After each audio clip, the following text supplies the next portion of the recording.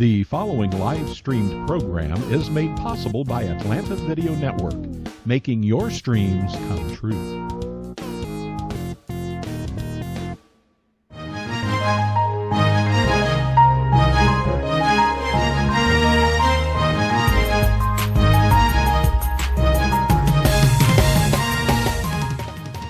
It's time once again for another edition of Talk to Me.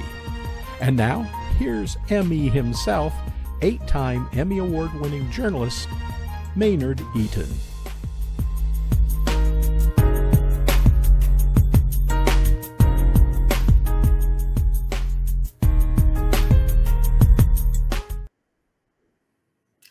There is nothing new about poverty. What is new, however, is that we have the resources to get rid of it. That was Martin Luther King Jr. speaking at his Nobel Prize performance and address in 1964. Today, on this week's edition of Talk to Me, we'll be talking about poverty and protest. And joining me is an activist, an author, and a leader in the realm of poverty, Mr. Terence Lester. Terence, welcome. Thank you for joining us. Maynard, thank you for having me. It's great to be here. Terence, I first met you, or first knew of you, when you set out on a march from the front of the SCLC building on Auburn Avenue in 2016, I think 2018, on a march 386 miles to Memphis, Tennessee. You called it a march against poverty. Is that when you started your activism in this regard? Well, I think that was a campaign that kind of deepened my love and compassion towards what we're calling narrative justice. The first walk from Atlanta to Washington, D.C. Was something about because our organization has a center that's lodged in a predominantly impoverished neighborhood. And many of the residents that are in this community, and even some of the residents that are without an address, oftentimes frequent our center. And because our organization is positioned in a way where we are proximate to many of the stakeholders and members in this community, you can't be proximate to someone without having their issues or their concerns be brought before you as a person. And so, poverty is just one of those things that, as we're getting closer to people, became an issue that I as a leader and a young man, wanted to stand up against, and drawing inspiration from many of the civil rights leaders, whether it be, we just lost the Joseph Lowery, Reverend Dr. Joseph Lowery, Medgar Evers, Martin Luther King, and many others.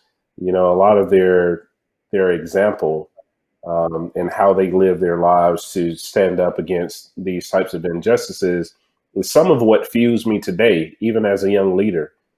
And so I set out on this march because many of our community members oftentimes visit our center and they're walking.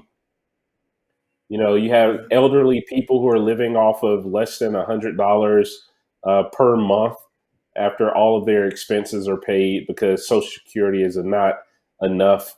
You have community members who don't make living wages, right? They make the federal minimum wage, which is still adhered by 20 plus states of $7.25 an hour.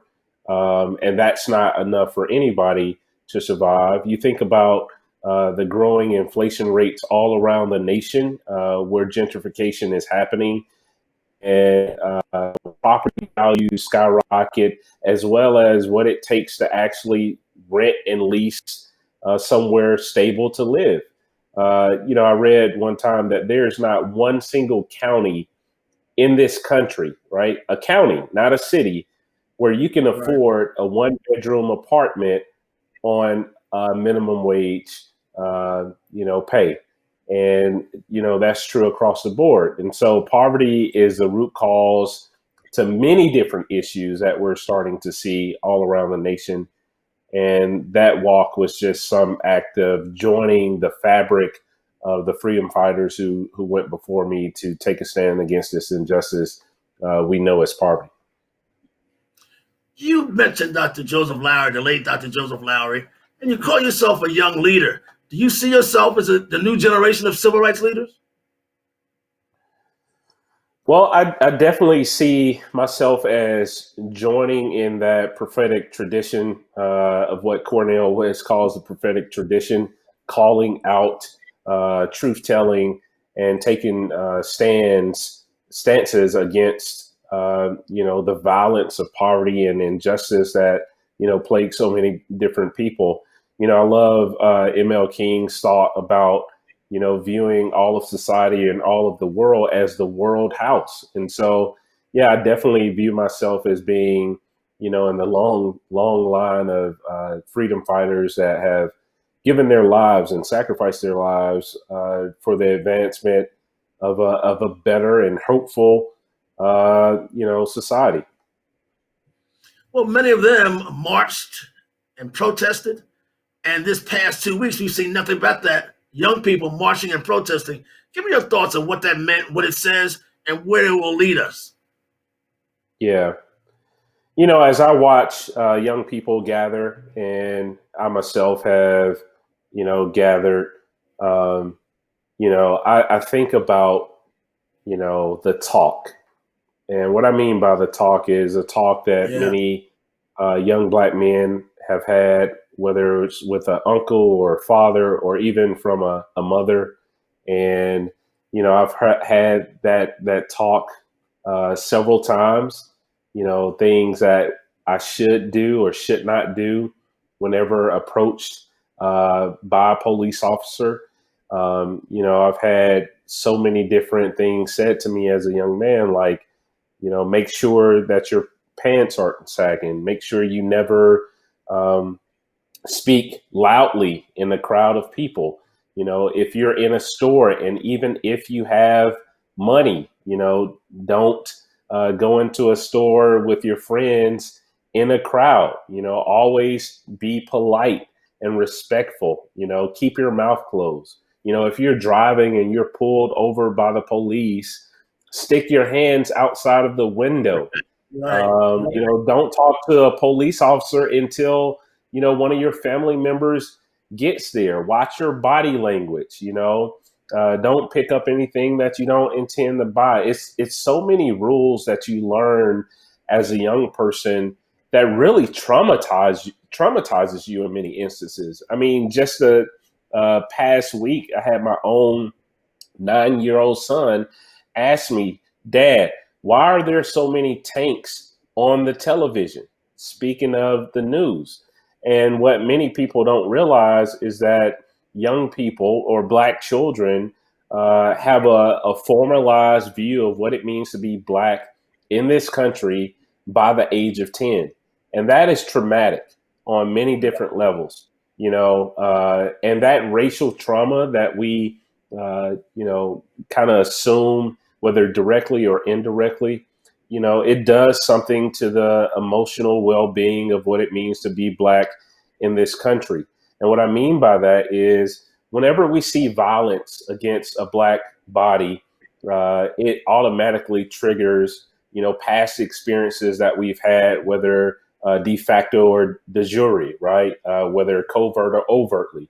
It reminds us of all of the incidences that we've had to overcome where we couldn't speak about it. We couldn't have it on national news and having, a bunch of people rally around it. It causes cortisol levels to raise, in African Americans, and that anxiety within itself can cause, internal illness, whether it's heart disease or increased heart rates. It can lead to diabetes and some of the physical conditions that we've seen plague the African American community. Racism within itself can make you sick, and that's not even to talk about the remembrance or the memory of the 400 years of physical and mental oppression whether it be lynchings or Jim Crowism, or figuring out the history of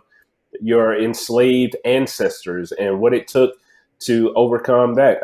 I think Brian Stevenson does a really great job over in Alabama displaying this at the Legacy Museum, from enslavement to mass incarceration.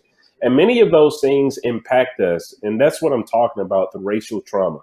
I love the civil rights era because we actually got a chance to see some things happen on a legislation side, where you had the Civil Rights Act of 1957, and then you had the Civil Rights Act of 1964, and then you had the Voting Rights Act of 1965. I don't think that this generation has had an opportunity to see real justice, right? And we all know that Martin Luther King talks about how riots are basically the voices of the unheard, or riots are the cries of the unheard. And I think this younger generation today hasn't been able to see any fruit from doing the right thing. And you got something to say about that. We peacefully protest. You got something to say about that. We do all of the things necessary to raise our voices, but yet we haven't seen any justice. It took 70 plus days for Ahmaud Arbery's killers to be locked up. And then you see people who are peacefully protesting going to jail quicker than some of the persons who've actually murdered Black bodies. I saw a CNN Black reporter on national TV get arrested before even the murderers of Breonna Taylor, which they're still walking around free. And so I think that what I'm reporter from trying Atlanta, to by say, the way. yeah, what I'm trying to say is, Maynard, that I love the energy that this younger generation has. I just would like to see it more guided. I love being a part of this generation, and I'm hopeful that we can draw even more wisdom in how we take more direct action in overturning some of the things that are not being represented in policies to help the cause. Some say more strategy is needed, but also some say a new movement has emerged. Do you see that? Do you see something new here? An ordinary man, George Floyd, has created a whole new movement, you think? Yeah, I definitely think that there is more consciousness, right? I've read many articles about how, I think it was the great Will Smith that said, racism hasn't gotten worse. It's just getting filmed, right? And I think that has added to the heightened awareness that people are sensing. And I also think that being in this pandemic has caused us to pause long enough where we can't run from the issues that have, wreaked havoc on Black and brown communities for so long. I mean, the pandemic exposed so much disparity, whether it was in, healthcare access, with the testing, whether it was with how many people were contracting the COVID-19 virus, were disproportionately Black and brown people, how many Black and brown people were on the front lines, deemed essential workers, risking our lives every single day to ensure that, this country was still operable during the shutdown. And then,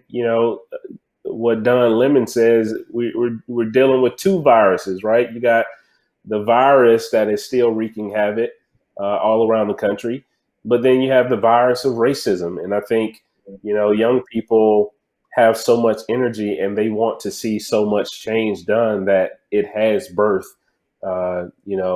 in the spirit of all of the movements that have gone before, a new movement with some of those same same core and core values at the foundation.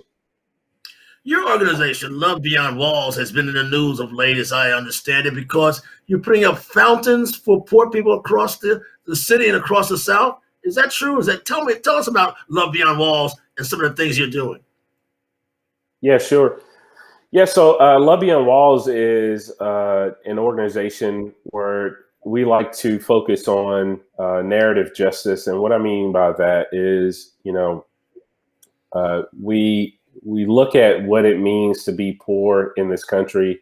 We look at what it means to be viewed and deemed criminal because you're without a home. We look at all of the criminalizing policies that have been put in place by political and policymakers that have these undertones of criminalizing and demonizing what it means to be poor. Like right now, in many states all across the country, people without homes will be fined and cited for having multiple bags with them or standing in public places that me and you could stand in, or sleeping in certain areas, or sharing food with people, or even this, you can be fined and even go to jail in some cities that have banned sleeping in cars, like the state of California, right? And so, Wow. there's this criminality or this criminal view of what it means to be poor. Many people have the false perceptions that if you're poor, that you have a character flaw, or if that you're poor, you don't have any morals or values, or you don't have any morality about yourself, that you're lazy, right? And so all of these narratives kind of persist around, people who are impoverished. And what we do is like to humanize what it means to have courage to survive poverty in this country, humanize people in a way that lifts their voices above the false narratives that persist. But we also have a center in College Park where we intentionally walk with people out of the experience of homelessness, and we do that in a number of ways. And you mentioned a campaign that we launched called Love Sinks In. The reason why we started this campaign is because of that proximity, right? We have Right. people come into our facilities. We help them recover their identification cards. We help them find stable housing or get access to jobs. We do a number of things. And, we started to hear from our community members right before COVID was about to cause everybody to shut down, churches, public spaces, libraries, Right. etc. We kept hearing, I fear that I'm going to contract COVID-19 or the coronavirus because I don't have anywhere to wash my hands. Another community member would say, how am I supposed to wash my hands and shelter in place? I don't have anywhere. I don't have an address, and I don't know where I can wash my hands because everything is shut down. And that's kind of when that idea came in that moment. Being close to the cries of the people can sometimes give you the solutions needed to be able to solve problems real time. And that's what we did. I started to think about a creative way that I could disseminate sanitation, which should be a basic human right for every individual, regardless of address, to people without homes. And that's where I had the idea to start assembling portable hand washing stations. And we started with 15 here local in the city of Atlanta. And since then, a little under 90 days, we've grown to 21 cities. We Wow. have over 30 partnerships, and we're actually expanding to Canada this week. Terrence, tell me something. COVID-19, we were supposed to hunker down, stay at home. Where do people out in the streets, where did the poor people go? What did they do during the height of COVID-19? They had no place to go, did they? You're absolutely right. They didn't have anywhere to go. I mean, there were a few cities that tried to respond, but it's a lot of cities that just never got around to responding to this population of people, which, in my opinion, is one of the most vulnerable populations of people that still are wrestling with illnesses to this day. You think about being in close proximities, whether it be in a shelter or living in encampments, and a lot of things are shared for survival. Being around or in environments where there's not a lot of hygiene, and many people got hit a lot harder. There are many people that I know for a fact that we've not been able to locate anymore, and I don't know if they've passed away or they got ill or whatever it may be. But there was this deep isolation compounded on what people were professing as social distancing, which I don't like to use that term, social distancing, because we were very much still encouraging people to remain socially connected through means like technological resources. I think what we were really doing, the reframe of that, is physical distancing to protect ourselves from the spread and contraction. But, people experiencing homelessness have been dealing with social distancing long before the COVID-19 virus. And we've seen that, we've seen that, in drastic ways all throughout the pandemic. Well, Terence, I and others applaud you because you're tackling a very tough problem, homelessness and poverty. But one of the things you've done is, didn't you retrofit a school bus and turn it into a health center, a place where folks can come and get some help? Yeah, that was one of my earlier campaigns. It was called Get on the Bus, right? And I was inspired by Rosa Parks' stance. Shout out to Dr. I forget her name, Theo Harris, Dr. Theo Harris, that wrote the book, the rebellious life of Miss Rosa Parks, right? And she talks about in the book where her life, all of that, led up to the moment where she said no. It wasn't staged. It was years of advocating, on behalf of people and being knocked down, and taking stances against certain issues in different parts of the South with her husband, and not seeing progress and change. And all of this culminates on this bus when she refuses to get up out of her seat. This is a woman that displayed perseverance and, never gave up the fight, although she had many reasons to give up.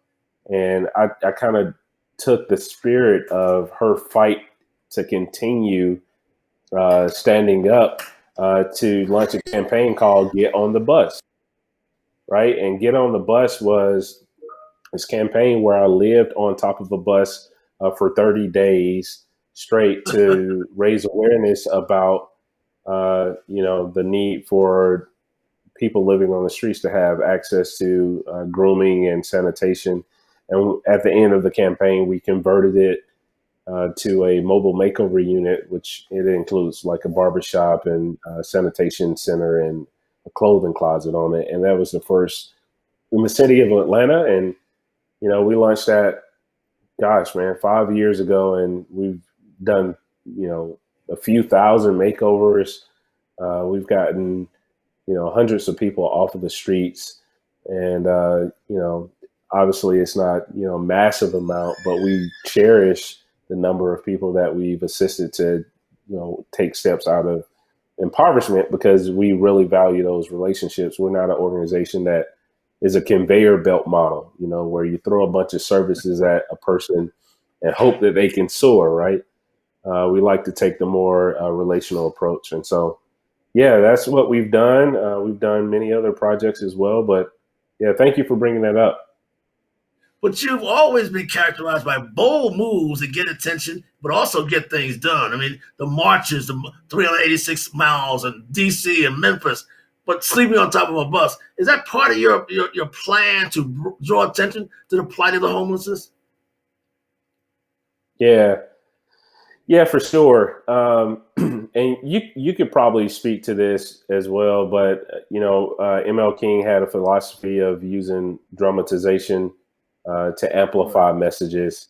And I mean, we've seen that done throughout history. Through whatever movement, there was some type of demonstration, right, that sparked interest from a lot of different areas, and also created this wave or this momentum. And you can actually do a lot of good in the world if you can catalyze or that momentum, right, and bring a lot of attention to it. And I try to use that approach in a creative way, in a modern way, with the generation that I'm currently in now. And I do it in a way to show people that it doesn't take a lot um, to start something that can actually impact lives and literally change the perceptions of how poor people are viewed. Right? It takes a willingness. It takes courage, and courage doesn't necessarily mean that fear isn't present. It's to say that you're fed up with what currently is enough to do it anyway. And that's just where I find myself, man. Most days, I'm so passionate about, you know, contributing to this issue that not only do I want to give my life to it, but I want to do it in a way that hopefully inspires others to continue to carry the torch as well. Terrence, you're not only a new generation human rights leader, but you're also an accomplished author as well. Your fourth book, I'm told, is called I See You: How Love Opens Our Eyes. In that, I'm told you speak about your own suffering as well. What's that book about? What do you hope it does? What do you hope it says to others? Yeah. Yep. I released I See You: How Love Opens Our Eyes to Invisible People last year. It's my first traditionally published book, so that was a huge accomplishment. And I got a chance to talk a little bit about my own journey of, overcoming homelessness as a teenager, and how people saw me, and how that seeing actually became, catalyst for me, catalytic moments, and empowering for me to realize my God-given self-worth and value. And so, I kind of explore, what keeps people from seeing other people, what keeps us from seeing the systems and structures that are in place that sometimes keep people in the cycles of poverty, but also move to, things like helping people to understand the context of community, helping people to understand how they can use their own, God-given gifts and talents themselves to contribute, not to even solve the entire issue of poverty, but maybe just for one, a person similar to myself and similar to others that our organization has helped, could, change the trajectory literally of their lives and of, future generations. The people who made the investment in me,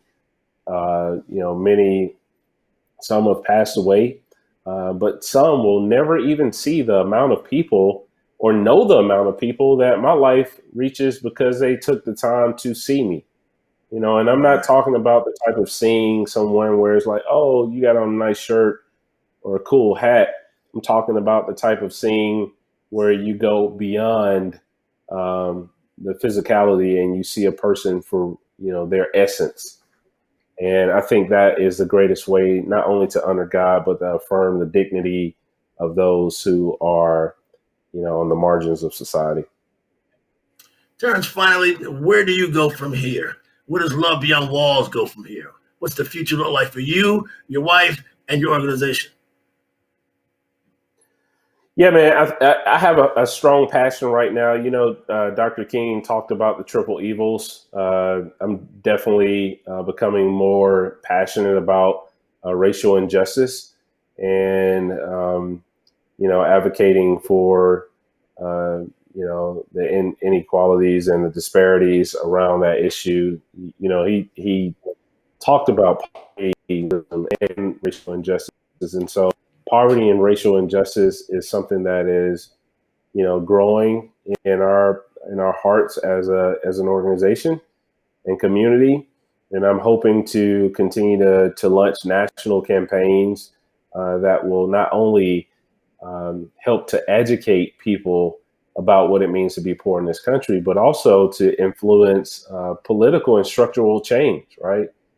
How do we legislate sanitation, access to sanitation all around this country? That should be a given, right? It shouldn't have to cause a pandemic to, cause some, random organization or our organization or who the many other organizations that are doing similar things to place out hand washing stations. How do we get people experiencing homelessness the right to vote, right? we don't even consider that there are people who have their own democratic opinions that want to express themselves but can't because they don't have a home, right? And they can't vote, right? And so some of those things, how do we even legislate where if you are experiencing homelessness, then you have certain rights that should just be across the board, no matter if you have a home or not. And what I'm saying is, Maynard, just because a person doesn't have an address doesn't mean that they're not your neighbor, right? And we've got to do a better job at how we,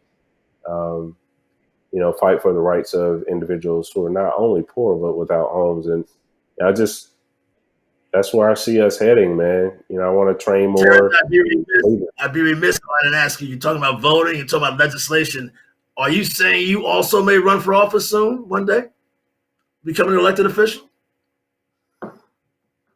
It's something that has been, people have, asked me if I ever thought about that. And I would love to consider that. I would just need to, figure out what office and all that stuff. But you know what, man?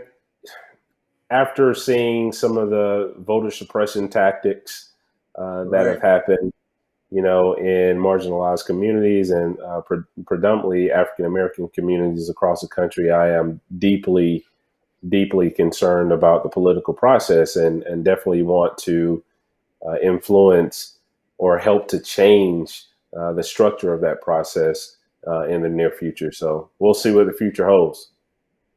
Ladies and gentlemen, you've been listening to Terence Lester, a human rights activist of today, a leader of tomorrow, and a darn good man. Thank you, Terence, for joining us. Good luck with you and love and walk. Take care. Thank you.